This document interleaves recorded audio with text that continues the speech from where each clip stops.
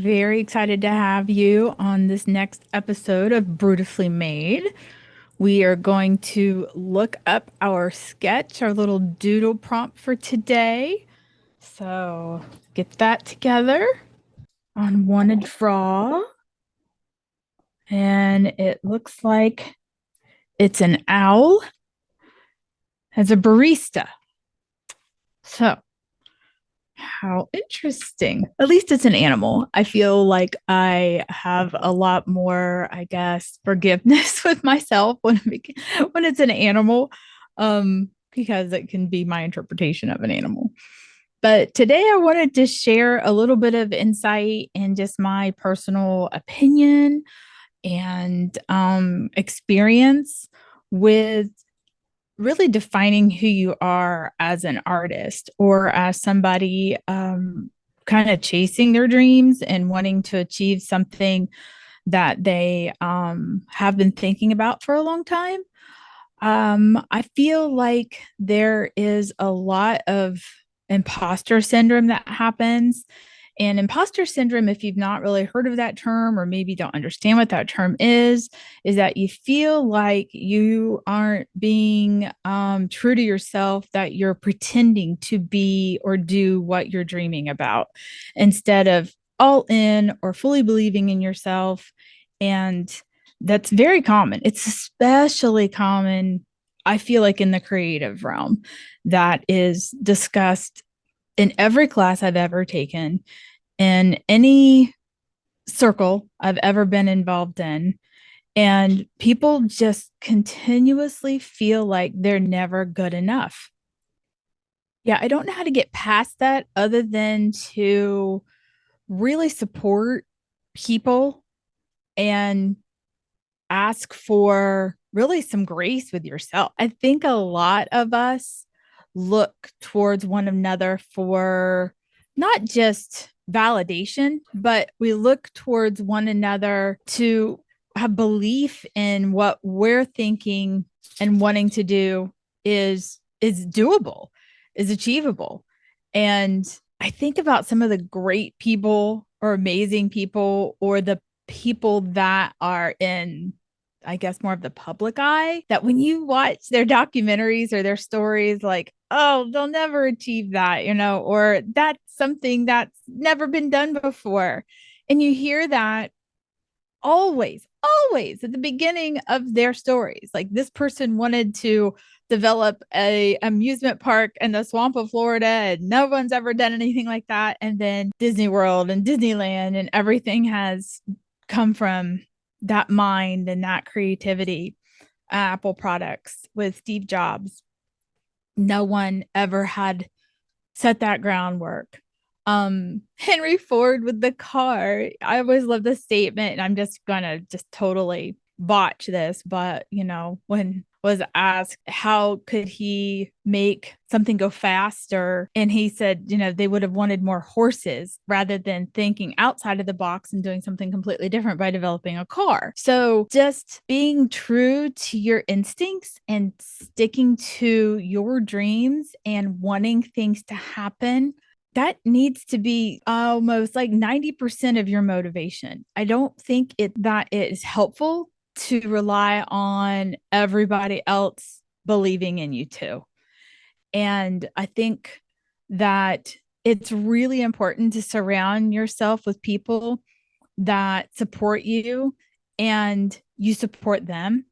And I feel like that also has to ebb and flow, and it has to grow with you, because there's a lot of things that happen behind the scenes with small businesses and with creative people that maybe you don't see and that's not shared and you don't understand.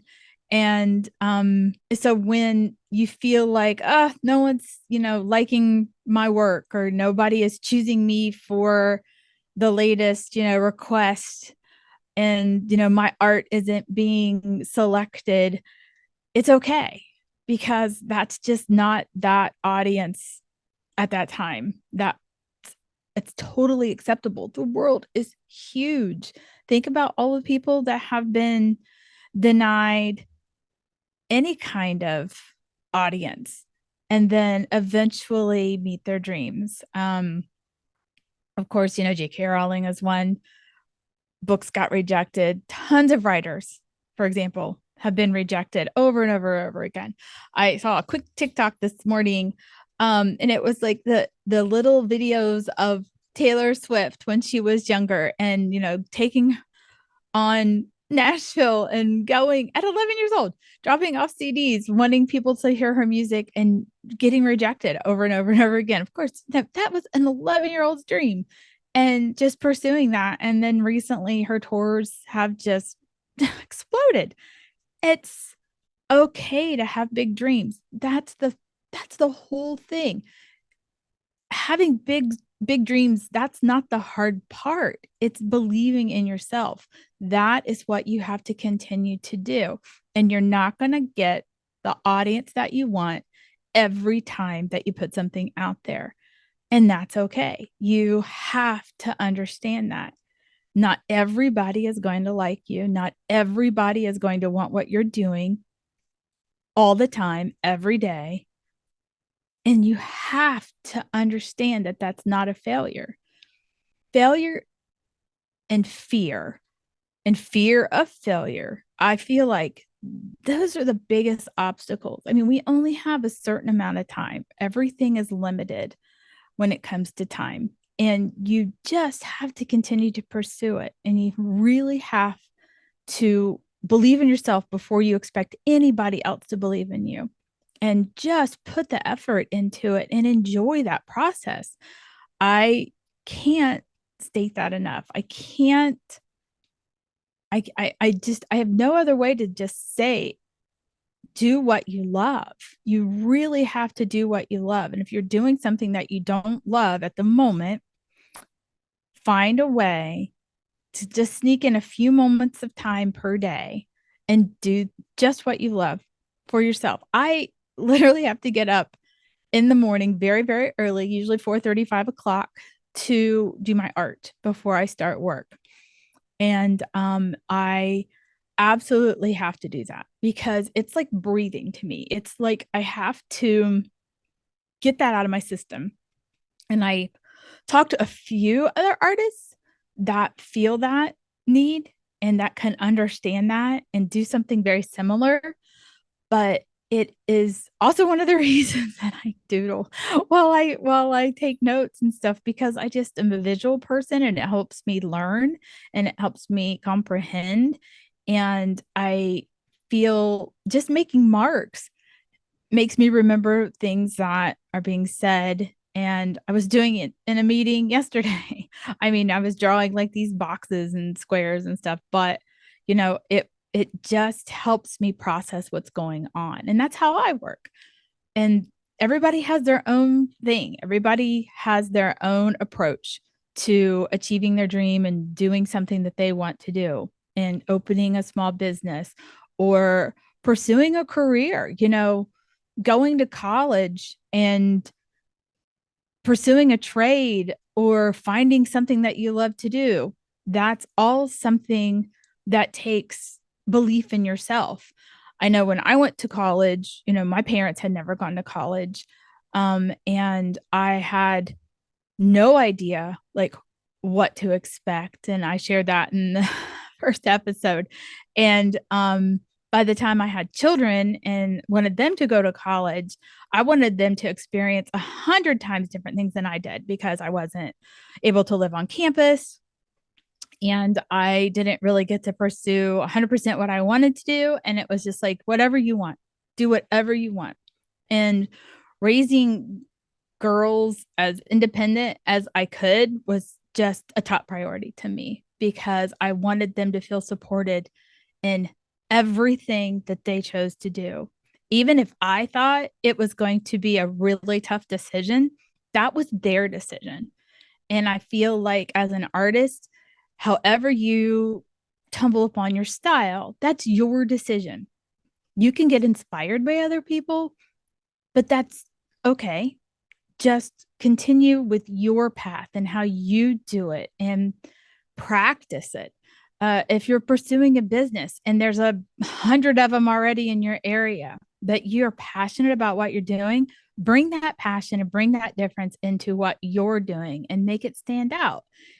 It's okay that there's competition. I can't even explain how that's okay. And support the competition, network with the competition, because some people really enjoy, I guess, sharing in those veins. They always have, like, for example, there's a company here in town that they arrange these little kind of like tours. And it's not like we're only going to go to one restaurant or we're only going to patronize, one location. No, we're going to show you 10 of them that are here, and that you're going to get to enjoy the variety that they all bring because they're all different. And that's what you want. What variety is the spice of life? These little cliches. It's okay that there is competition.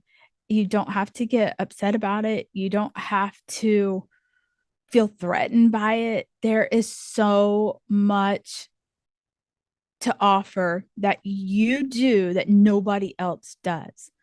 And I just feel like everybody suffers from this imposter syndrome, and everybody is worried like so and so is doing this or so and so is doing that, and I can't do it this way.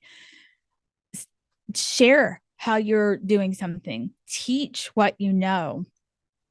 There's never going to be a time in my life where I'm not going to want to learn something. I'm constantly taking classes, learning new techniques, meeting other artists, meeting other business owners, working in different technologies.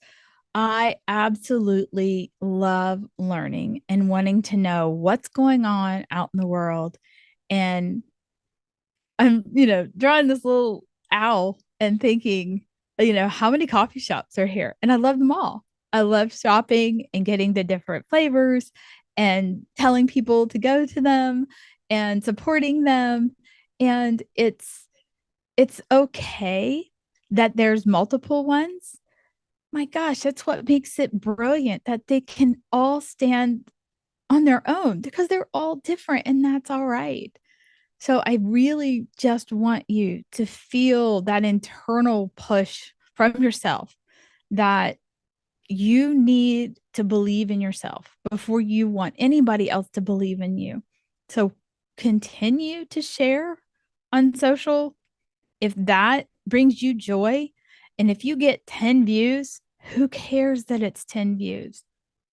It's okay. It will eventually become what you want it because you're going to have passion in it from yourself. And yes, if you're wanting to like make a livelihood from these things, you got to give yourself some grace. I mean, there's very, very few people that can just dive right into their passion and organically be able to make a living without any other support whatsoever.